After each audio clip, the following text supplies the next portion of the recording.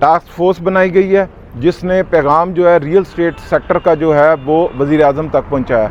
वो पैगाम क्या था, पहले मैं आपको ये बताता हूं कि हमने टास्क फोर्स को जो है जो चीज़ें कही थी वो मैं अब आपको एक्सप्लेन करने लगा हूं। सबसे पहले हमने कहा था कि जो फेडरल एक्साइज ड्यूटी है इसको बिल्कुल ख़त्म कर दें। ये काला कानून है जो कि हमारे ऊपर इम्पोज किया गया, और ये जो है ये आप जब भी कोई भी प्रॉपर्टी जो है ना वो बाय कर रहे होते थे, ख़ास तौर पे एफिडेविट वगैरह, तो उसके ऊपर आपको जो है वो दिया जाता है जब आप उसको सेल करते हैं बेसिकली। तो ये हमने कहा था कि आप इसको ख़त्म कर दें, और जो दूसरे घर वगैरह हैं या प्लॉट्स वगैरह हैं उसके ऊपर भी जो है ये इम्प्लीमेंट होता था।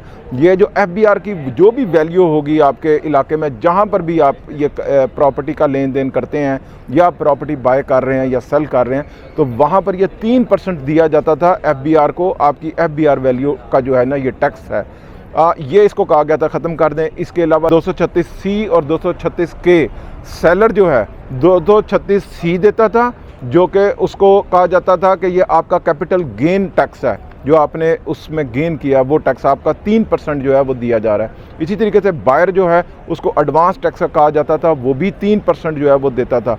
अब ये दोनों जो हैं वो 3% जो है वो टैक्स दे रहे हैं FBR वैल्यू का। ठीक हो गया। इसको कहा जा रहा था कि इसको मैं कोई कमी लेकर आएँ, यानी कि इसको 1.5% के ऊपर लेकर आएँ। एक तो ये है FED का, और तीसरी चीज़ जो है कंस्ट्रक्शन पैकेज जो है वो कहा गया था कि 5 करोड़ तक का जो है वो इसके अंदर इंजेक्ट किया जाए, अनडिक्लेयर मनी जो है।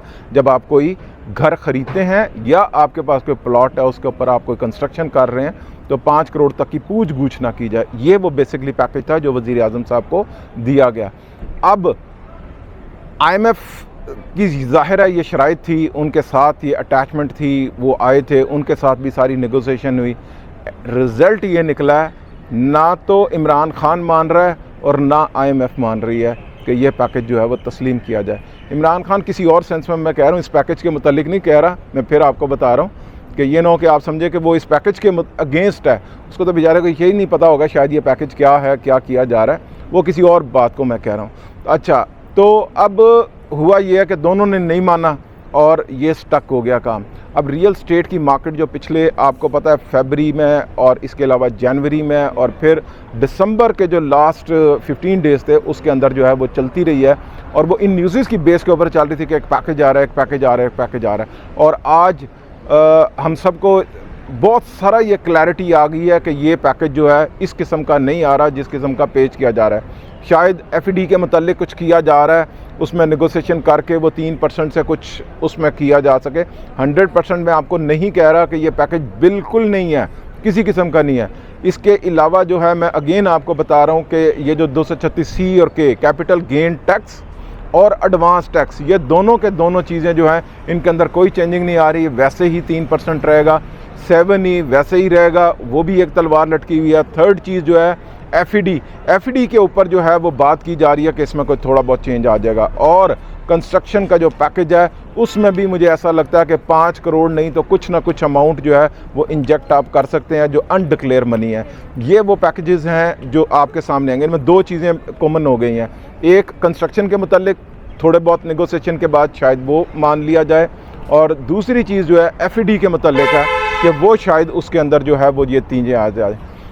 अब ये प्राइसेस पहले ही बहुत ज़्यादा ग्रो कर गई इस पैकेज के आने की न्यूज़ की वजह से, और हुआ क्या, ये पैकेज अब नहीं आया तो क्या प्राइसेस वापस आ जाएंगी या ऐसा होगा। तो मुझे ऐसा लगता है कि बहुत सी जगहों के ऊपर प्राइसेस वापस ज़रूर आएंगी, लेकिन सारी की सारी जगहों के ऊपर नहीं आएगी। जैसे फाइल माफिया था, इसके ऊपर जो इसका इम्पैक्ट हुआ है वो यकीनन वापस आएगा। जितनी भी फाइलें हैं, चाहे वो कोयटा की हैं, DHA लाहौर की हैं, या DHA सिटी कराची की हैं, या DHA सिटी लाहौर की हैं, तो या गुजरांवाला वगैरह, जहाँ पे भी ये फ़ाइल सिस्टम है इस वक्त DHA के अंदर, वो शायद ये वापस आ जाएं। हाँ, अलबत्ता जो नॉन पोजेशन एरियाज़ हैं, जैसे गुजरांवाला की प्रॉपर्टीज़ है, बहुत सी नॉन पोजेशन है। इसी तरीके इस्लामाबाद का जो है वो बहुत सा नॉन पोजेशन एरियाज़ आ जाते हैं, वहाँ की भी करेक्शन आएगी और वहाँ की भी प्रॉपर्टीज़ नीचे आ जाएंगी। लाहौर में प्रिज्म है, यहाँ पर भी मेरा ख्याल है कि प्रॉपर्टीज़ जो है वो नीचे आने का बड़ा जो है ना बहुत ज़्यादा परसेंटेज है, क्योंकि यहाँ स्पेकुलेशन होती है। जहाँ तक 6-7 की बात है, फिर अगेन वो नहीं आएंगे, शायद करेक्शन हो लेकिन बहुत माइनर सी हो जो शायद फील ना हो सकी हो। तो और इसका इम्पैक्ट इन चीज़ों के ऊपर ज़्यादा आया भी नहीं है, 7 के ऊपर या 6 के ऊपर या 8 के ऊपर, 9 प्रिज्म या इनके ऊपर ज़्यादा आया। इसी तरीके से DHS सिटी के अंदर बहुत ज़्यादा है, जो कराची की है, लाहौर की है, फाइलों के अंदर 10 की है, गुजरांवाला के ऊपर इसका इम्पैक्ट काफ़ी कम हुआ है। मुल्तान इस वक्त, मैं फिर आपको बता दूं, मैं पहले भी आपको बता रहा हूँ, DHA मुल्तान इस वक्त एक बड़ी अच्छी अपॉर्चुनिटी है। थोड़ी सी लॉन्ग टर्म ज़रूर है, लेकिन वहाँ पे आपको कोई भी पोजेसन प्लॉट मिलता है रीज़नेबल प्राइसेस के ऊपर तो आपको ज़रूर बाय करना चाहिए। वो बहुत अच्छा है और आने वाले वक्तों में मज़ीद उसके अंदर जो है ना वो बेहतरी आती जाएगी। जहाँ तक डिक्लाइन की बात है कि शायद मुल्तान उस तरीके से ना गिरे जिस तरीके से बाकी रियल स्टेट जो है वो गिर रही है। अच्छा, इस पैकेज से पहले जो हाइप बनी हुई थी और इसके बाद जो इसके इम्पैक्ट हो रहे हैं, मैं अगेन आप सबसे मैं ये सवाल कर रहा हूँ कि आपकी पूरे पाकिस्तान में मुख्तलिफ सोसाइटीज़ के अंदर प्रॉपर्टीज़ हैं, क्या ये इम्पैक्ट उनके ऊपर पड़ा? क्या उनकी प्राइसेस ग्रो की या उनकी प्राइसेस डाउन होने का आपको खदशा है? तो मेरा ख्याल है कि शायद इसका जवाब जो है वो नहीं है।